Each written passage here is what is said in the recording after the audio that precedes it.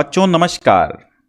आज क्षितिज भाग 2 के अंतर्गत हम पढ़ेंगे गद्य भाग और गद्य भाग में पढ़ेंगे नेताजी का चश्मा। जी हां, नेताजी का चश्मा। इसके लेखक हैं प्रसिद्ध कहानीकार स्वयं प्रकाश। जी हां, स्वयं प्रकाश जी का जन्म इंदौर मध्य प्रदेश में हुआ था। तो नेताजी का चश्मा की कहानी कुछ यूं चलती है कि हालदार साहब को हर 15वें दिन कंपनी के काम के सिलसिले में उस कस्बे से गुजरना पड़ता था। कस्बा बहुत बड़ा नहीं था।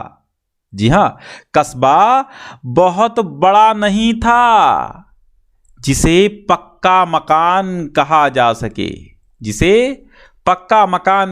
सके। वैसे कुछ ही मकान और जिसे बाजार कहा जा सके वैसा एक ही बाजार था। कस्बे में एक लड़कों का स्कूल, एक लड़कियों का स्कूल, एक सीमेंट का छोटा सा कारखाना, 2 ओपन एयर सिनेमा घर और एक ठो नगर पालिका भी थी। नगर पालिका थी तो कुछ न कुछ करती भी रहती थी। कभी कोई सड़क पक्की करवा देती तो कभी कुछ पेशाब घर बनवा दिए, कभी कबूतरों की छतरी बनवा दी तो कभी कभी सम्मेलन करवा दिए।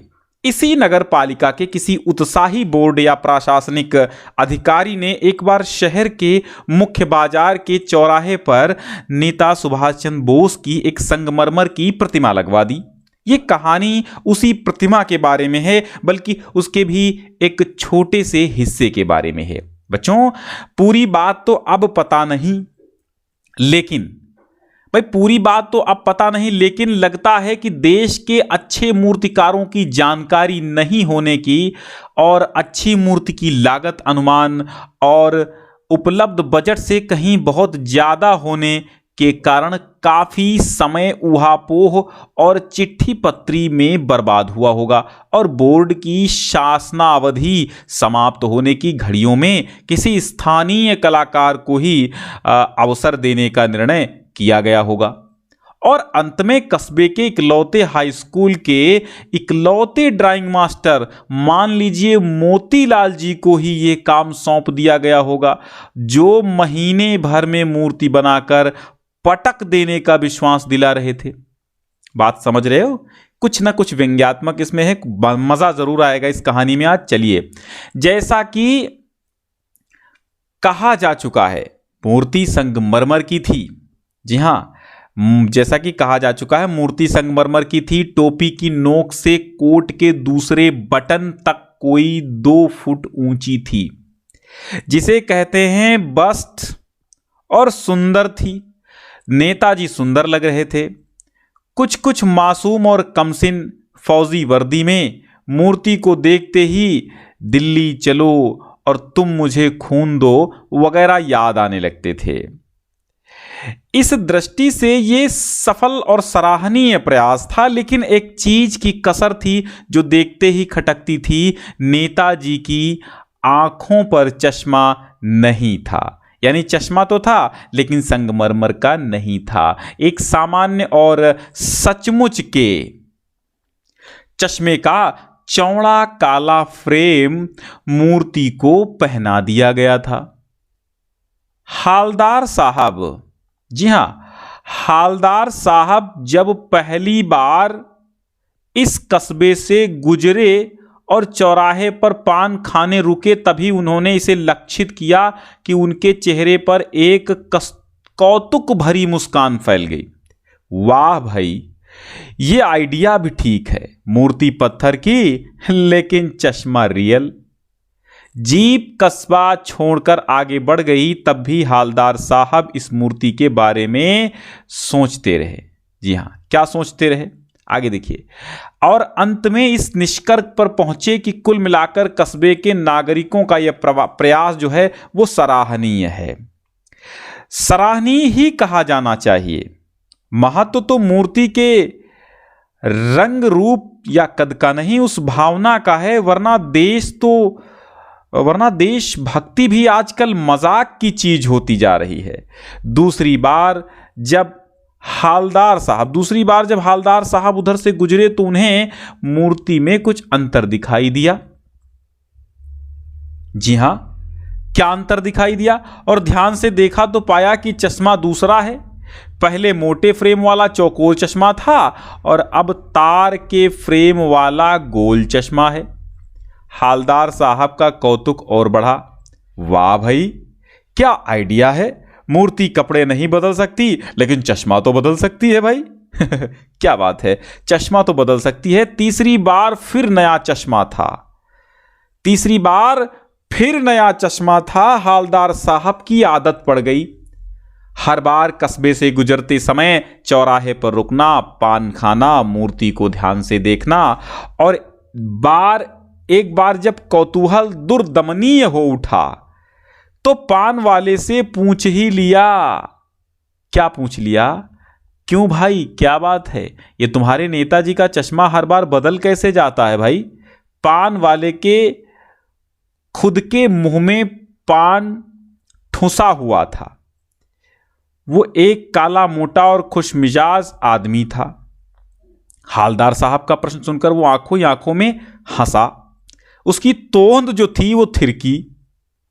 तोंद जानते हो, जिसको पेट बड़ा हो उसको तोंद बोलते हैं। पीछे घूमकर उसने दुकान के नीचे पान थूका फच से और बोला, और अपनी लाल काली बत्तीसी दिखाकर बोला, कैप्टन चश्मे वाला करता है। क्या करता है? हालदार साहब कुछ समझ नहीं पाए। चश्मा चेंज कर देता है, पान वाले ने समझाया। क्या मतलब? क्यों चेंज कर देता है? हालदार साहब अब भी नहीं समझ पाए। आगे देखिए क्या हुआ। कोई गिराक आ गया समझो, उसको चौड़े चौखट चाहिए, तो कैप्टन किधर से लाएगा? तो उसको मूर्ति वाला दे दिया, उधर दूसरा बिठा दिया। अब हालदार साहब को बात कुछ कुछ समझ में आई। एक चश्मे वाला है जिसका नाम कैप्टन है, उसे नेताजी की बगैर चश्मे वाली मूर्ति बुरी लगती है, बल्कि आहत करती है, मानो चश्मे के बगैर नेताजी को असुविधा हो रही हो। लेकिन इसलिए वो अपनी छोटी सी दुकान में उपलब्ध गिने चुने फ्रेमों में से एक नेताजी की मूर्ति पर फिट कर देता है। लेकिन जब कोई ग्राहक आता है तो और उसे वैसे ही फ्रेम की दरकार होती है जैसा मूर्ति पर लगा है, तो कैप्टन फिर क्या करता है? चश्मे वाला मूर्ति पर लगा फ्रेम संभवतः नेताजी से क्षमा मांगते हुए लाकर ग्राहक को दे देता है और बाद में नेताजी को दूसरा फ्रेम लौटा देता है। वाह भाई, खूब, क्या आइडिया है! लेकिन भाई एक बात अभी भी समझ में नहीं आई। हालदार साहब ने पान वाले से फिर पूछा, नेताजी का ओरिजिनल चश्मा कहां गया? पान वाला दूसरा पान मुंह में ठूंस चुका था। दोपहर का समय था, दुकान पर भीड़ भाड़ अधिक नहीं थी। वो फिर आंखों ही आंखों में हंसा। उसकी तोंद थिरकी। कत्थे की डंडी फेंक पीछे मुड़कर उसने नीचे पीक थूकी और मुस्कुराता हुआ बोला, मास्टर बनाना भूल गया। पान वाले के लिए ये एक मजेदार बात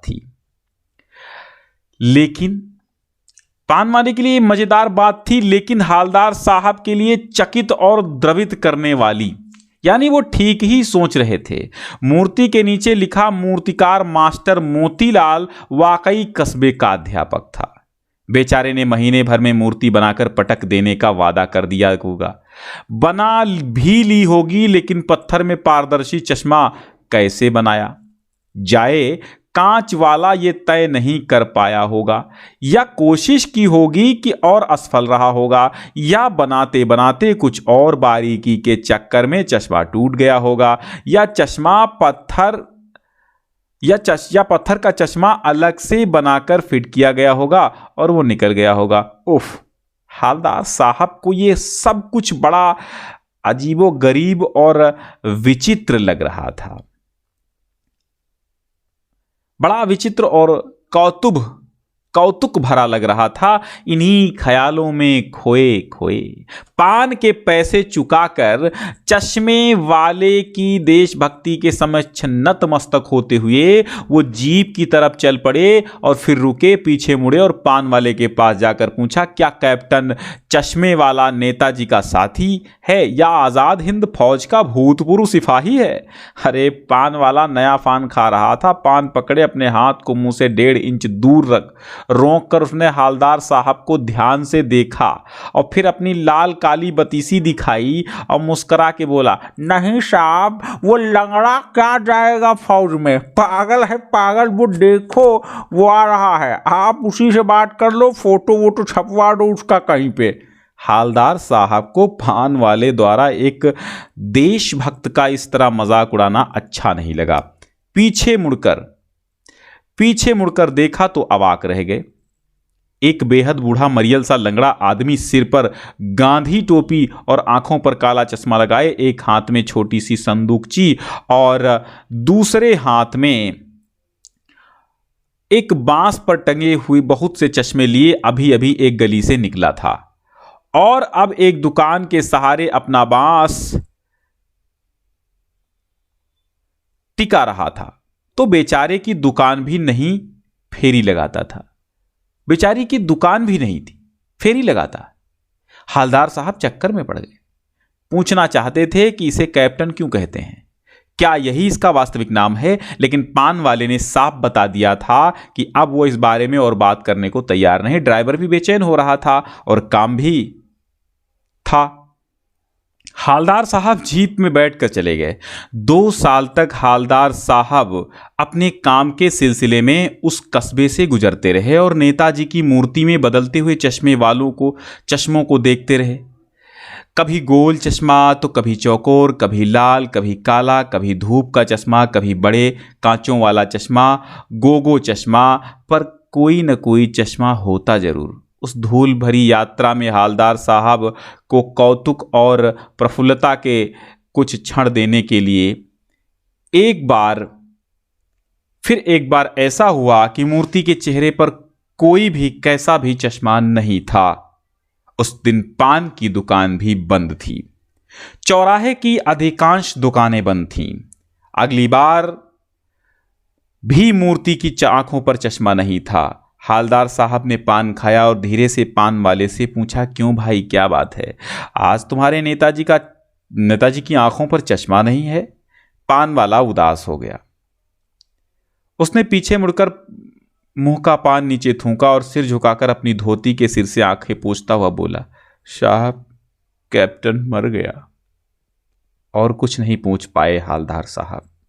कुछ पल चुपचाप खड़े रहे, फिर पान के पैसे चुकाकर जीप में आ बैठे और रवाना हो गए।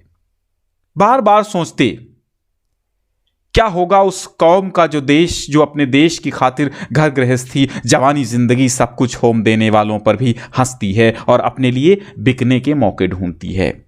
दुखी हो गए।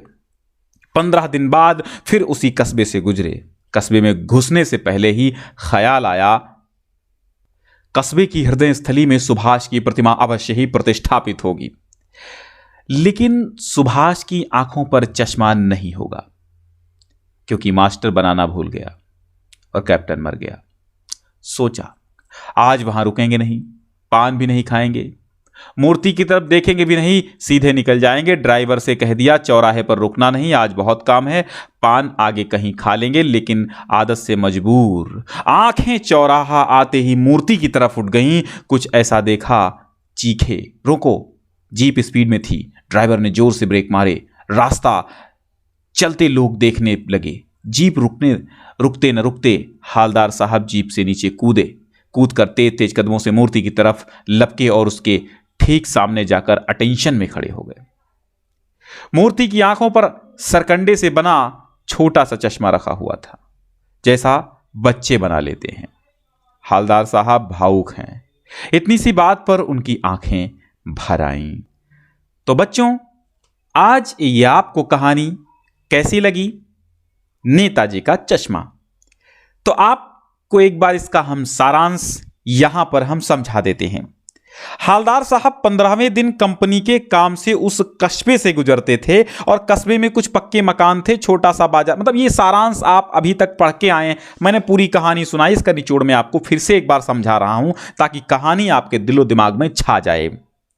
तो छोटा सा बाजार था, बालक बालिकाओं के 2 विद्यालय थे, एक सीमेंट का कारखाना, 2 खुली छतों वाले सिनेमा घर तथा एक नगर पालिका थी। इसी कस्बे के मुख्य बाजार में मुख्य चौराहे पर नेताजी सुभाष चंद्र बोस की एक संगमरमर की मूर्ति लगी हुई है, जिसे वो गुजरते हुए हमेशा देखते हैं। और हालदार साहब ने जब पहली बार इस मूर्ति को देखा तो उन्हें लगा था कि नगर पालिका के किसी उत्साही अधिकारी ने बहुत ही जल्दबाजी में लगवाया होगा। हो सकता है इस मूर्ति को बनवाने में काफ़ी समय, पत्र व्यवहार आदि में लग गया होगा। बाद में कस्बे में इकलौते हाई स्कूल के इकलौते ड्राइंग मास्टर को यह कार्य सौंप दिया गया होगा, जिन्होंने इस कार्य को महीने भर में पूरा करने का विश्वास दिलाया होगा। मूर्ति संगमरमर की बनी थी और उसकी विशेषता यह थी कि उसका चश्मा सचमुच का था। हालदार साहब को मूर्ति बनाने वालों का यह नया विचार बहुत ही पसंद आया था, मूर्ति के बदलते चश्मे के कारण। अब ये देखिए, मूर्ति के हालदार साहब जब अगली बार वहां दौरे पर गुजरे और निकले तो उनको आश्चर्य हुआ, क्योंकि नेताजी की मूर्ति पर जो चश्मा लगा हुआ था वो क्या था। हालदार साहब ने पान वाले से इसका कारण पूछा। उसने बताया कि कैप्टन इन चश्मों को बदलता रहता है। हालदार साहब ने पूछा कारण, तो कैप्टन चश्मों को क्यों बदलता है? तो क्या कैप्टन कोई भूतपूर्व सैनिक या नेताजी आजाद हिंद फौज का सिपाही होगा? इस संबंध में पूछने पर पान वाले ने मजाक उड़ाते हुए कहा, वो लंगड़ा आ रहा है फौज में, वो लंगड़ा क्या जाएगा? देखो, वो लंगड़ा फौज में क्या जाएगा। उसी समय हालदार साहब ने देखा कि कैप्टन एक बेहद बूढ़ा मरियल लंगड़ा सा आदमी है, जो सिर पर गांधी टोपी, आंखों में काला चश्मा लगाए रहता है। वो इधर उधर घूम कर चश्मा बेचता है। और यदि किसी ग्राहक ने मूर्ति वाला चश्मा ही पसंद कर लिया, वही फ्रेम पसंद कर लिया, तो वो मूर्ति से निकालकर वो फ्रेम उसको दे देता है और वहां पर नया फ्रेम लगा देता है। मूर्ति के चश्मे के पीछे की कहानी क्या थी? आप ये समझिए कि हालदार साहब को पान वाले से ये जानकारी मिली थी कि जो मूर्तिकार समय कम होने के कारण मूर्ति का चश्मा बनाना भूल गया था, जिसके कारण मूर्ति को बिना चश्मे के ही लगा दिया गया था। कैप्टन को नेताजी के बिना चश्मे वाली मूर्ति बहुत ही बेकार लग रही थी, अच्छी नहीं लगती थी, इसलिए उसने मूर्ति पर चश्मा लगा दिया था। हालदार साहब लगभग 2 साल तक मूर्ति पर लगे चश्मे को बदलते बदलते देखते रहे कि बदलता रहा। मूर्ति पर चश्मा नहीं होने का कारण क्या था? वो एक बार जब कस्बे से गुजरे तो उन्होंने देखा कि मूर्ति पर चश्मा गायब है। तो अब वैसे तो वो रुकना नहीं चाहते थे, 2-3 बार वहां से गुजरे तो मूर्ति पर चश्मा गायब था। वो ठहरे और पान वाले से पूछे कि भैया, ये मूर्ति पर चश्मा क्यों गायब है? तो पान वाले ने क्या बताया? पान वाले ने बताया कि क्या हुआ? पान वाले ने बताया था कि कैप्टन मर गया। ठीक है, तो ये देख करके ये सुन करके उनको बहुत दुख हुआ हालदार साहब को। फिर मूर्ति पर सरकंडे का चश्मा लगा दिया गया। तो बाद में जब हालदार साहब उधर से निकले तो देखा कि मूर्ति को नहीं देखेंगे, ये सोचा, लेकिन अचानक से उनकी आदत थी तो देख लिया। तो वहां सरकंडे का बना हुआ चश्मा था, किसी बच्चे ने सरकंडे का बना हुआ चश्मा लगा दिया था। हालदार साहब भावुक हो उठे कि बड़ों के साथ बच्चों में भी, अर्थात प्रत्येक नागरिक में भी देश भक्ति की भावना व्याप्त है और वो नेताजी को बिना चश्मे नहीं देखना चाहते हैं। अपने नेताजी सुभाष चंद्र बोस जी जैसे हैं वैसे ही अच्छे लगते हैं, बिना चश्मे के नहीं अच्छे लगते हैं। ठीक है, तो आप कुछ मीनिंग्स इसमें आपको बड़ा दिक्कत कर गए होंगे, तो मैं जब भी आपको इसके गद्यांश पर आधारित प्रश्नोत्तर करवाऊंगा, इस पाठ के प्रश्नोत्तर करवाऊंगा, तो एक एक मीनिंग में बता दूंगा। ठीक है, चलिए, बहुत बहुत धन्यवाद आज जुड़ने के लिए। एक बार शेयर कर दीजिएगा और नए हैं तो लाइक कीजिएगा, क्योंकि यहाँ लाइव क्लासेस का सिलसिला सीबीएसई बोर्ड की हिंदी का कभी नहीं थमता। धन्यवाद।